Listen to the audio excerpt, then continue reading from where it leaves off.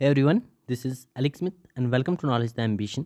सो Himachal Pradesh police constable exam के regarding कुछ एक इंपॉर्टेंट टेस्ट सीरीज़ को हम यहाँ पर डिस्कस कर रहे हैं, जिसका पार्ट 16 आज हम डिस्कस करेंगे। इससे पहले 15 पार्ट्स को हम ऑलरेडी डिस्कस कर चुके हैं, जिसमें हमने इंपॉर्टेंट क्वेश्चंस को डिस्कस किया हुआ है। और इसकी जो प्लेलिस्ट है वो बना दी गई है, तो प्लेलिस्ट सेक्शन में जाके आप सभी वीडियोज़ को एक साथ देख सकते हो। चलिए स्टार्ट करते हैं आज के इस सेशन को। सभी क्वेश्चंस इंपॉर्टेंट है, ठीक है। आज सिलेक्टेड सेगमेंट हमने लिया है हिमाचल प्रदेश जीके का, साथ ही में सब टॉपिक्स को हम एक साथ डिस्कस करेंगे आज की इस सेशन में। स्टार्ट करते हैं आज के पहले क्वेश्चन के साथ। पहला क्वेश्चन आपके सामने यहाँ पर दिया है, पूछा गया which ancient Himachali script was used in temple inscriptions and manuscripts. ठीक है, मोस्ट ऑफ द टाइम जो मैक्सिमम टेम्पल्स की इंस्क्रिप्शंस और मैन्युस्क्रिप्ट्स हैं हिमाचल प्रदेश की, उनमें जो है कौन सी स्क्रिप्ट यूज़ की गई है, ब्राह्मी, टांकरी, शारदा या फिर देवनागरी।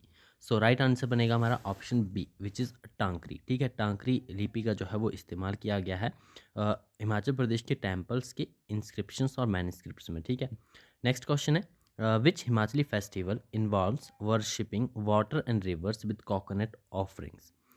तो इस तरह की ऑफरिंग देखने को मिलती है मिंजर मेले में। ऑप्शन ए जो है वो राइट आंसर होगा।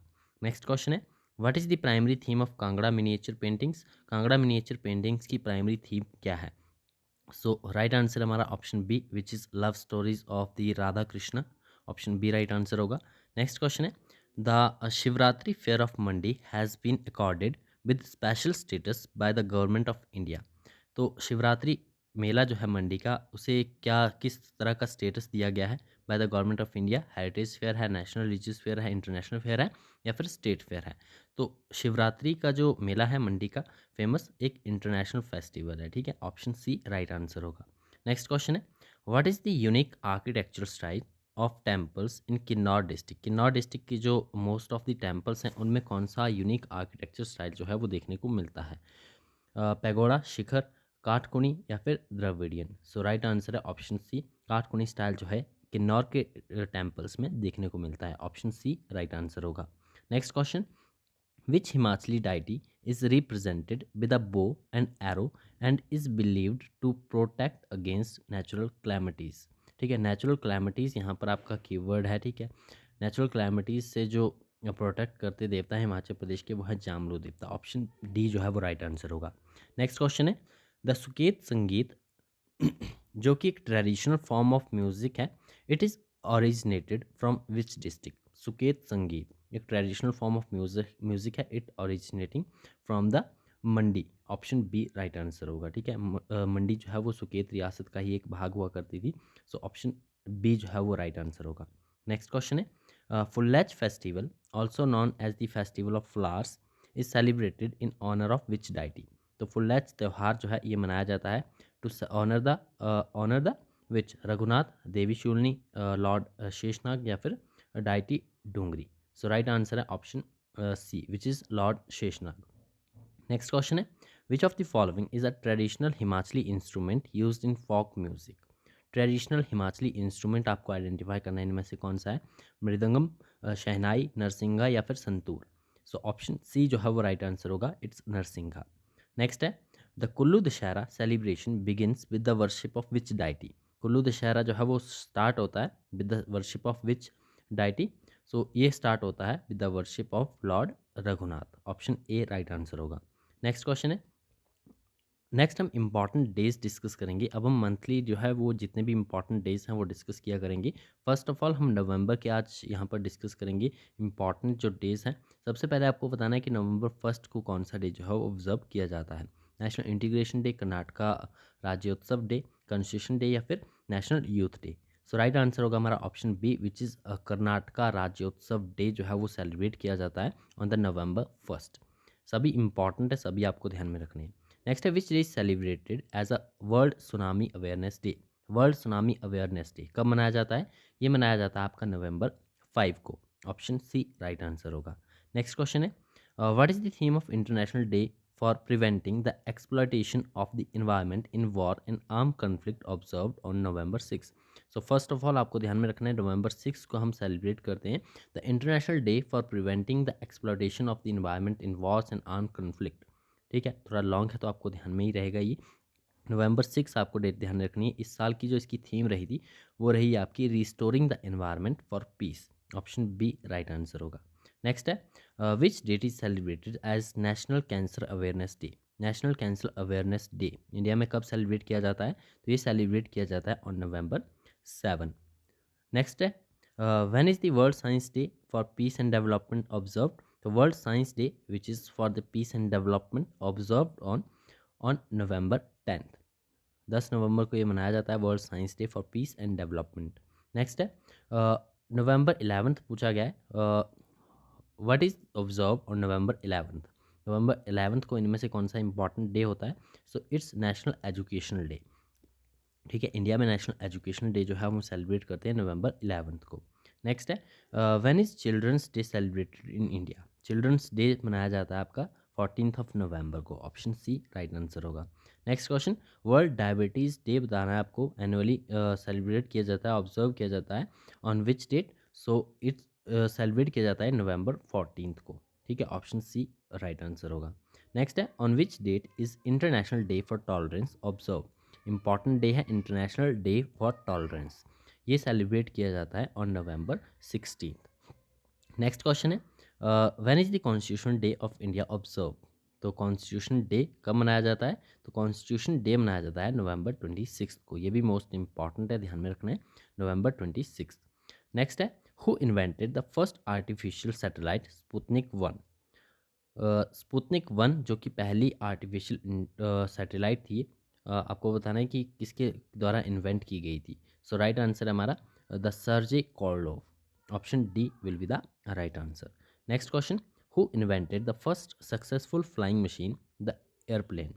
तो पहला सक्सेसफुल जो आपका फ्लाइंग मशीन था विच इज़ द एयरप्लेन, ये सेलिब्रेट किया इन्वेंट किया गया था by the Wright brothers. Option B right answer होगा। नेक्स्ट है who invented the first electric battery. First electric battery किसने इन्वेंट की थी? Isaac Newton, Nikola Tesla, Alessandro Volta या फिर माइकल फैराडे।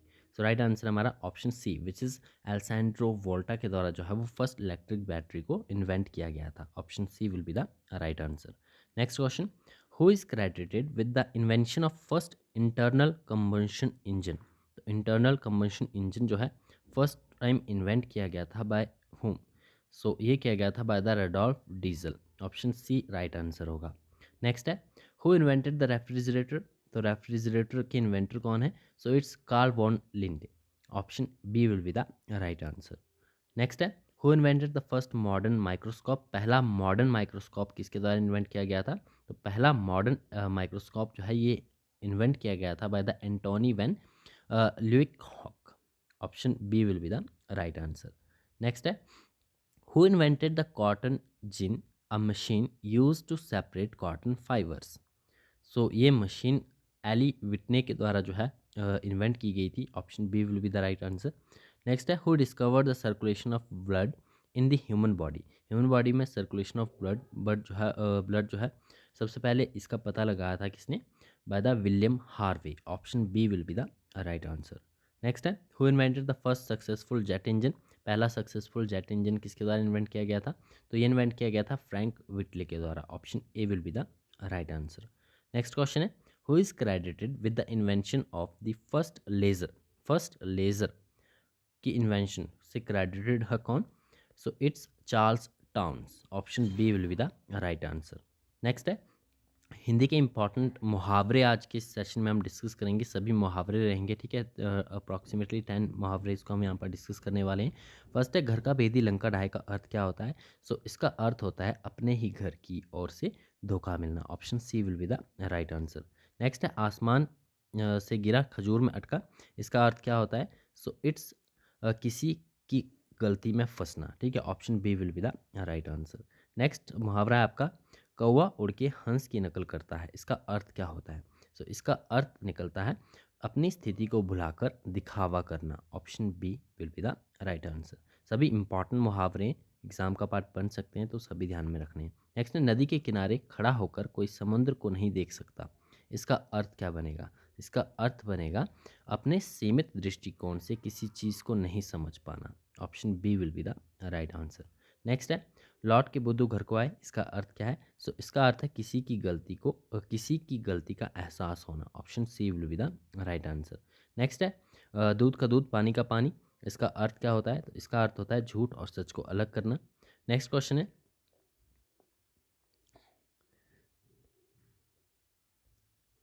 दूसरों की कमीज़ हमेशा अपनी कमीज़ से सफ़ेद होती है, ठीक है, लगती है, या फिर आप कह सकते हो कि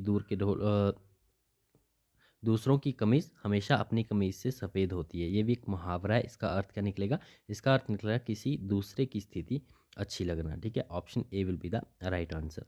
नेक्स्ट है चोर की दाढ़ी में तिनका, इसका अर्थ क्या है? इसका अर्थ होता है अपराधी के चेहरे पर हमेशा कुछ ना कुछ निशान होता है। नेक्स्ट है शिकन होती है, ठीक है।